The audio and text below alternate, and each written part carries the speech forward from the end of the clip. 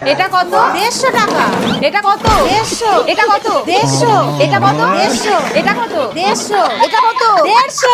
এটা কত? 150। এটা কত? আরে 150। Sale sale sale. আমি সব দেব, আমি সব দেব। ওঠো।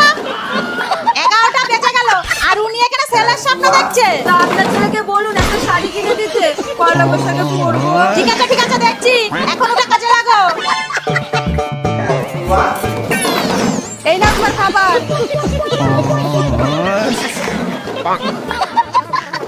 ও বাবু, পয়লা বৈশাখ তো চলেই গেল। তা বৌমার জন্য একটা শাড়ি এনে দিস না।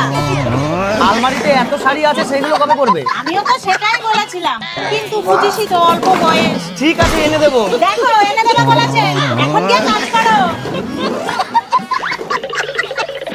শোন, সব সময় ওর কথা শুনলেই হয় না, বুঝলি? আমি তো সামনে বলবো, তুই কিন্তু শাড়ি এনে দিবি না। মা, আমি শাড়ি আনলে দুজনের জন্যই আনবো। ও তাহলে ঠিক আছে। ওরে শালা, আমার নাম আর তোমার নাম, দাঁড়াও দেখাচ্ছি। মা, এই নাও তোমাদের শাড়ি। আমারটা কই? আমারটা?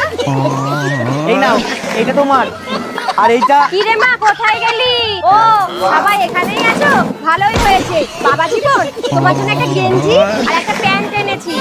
এই নাও, পরো। হ্যাঁ মা, তুমি একদম ভালো টাইমে এসেছো। তোমার জামাইও বাহ, আমার জন্য শাড়ি এনেছো? খুব সুন্দর হয়েছে।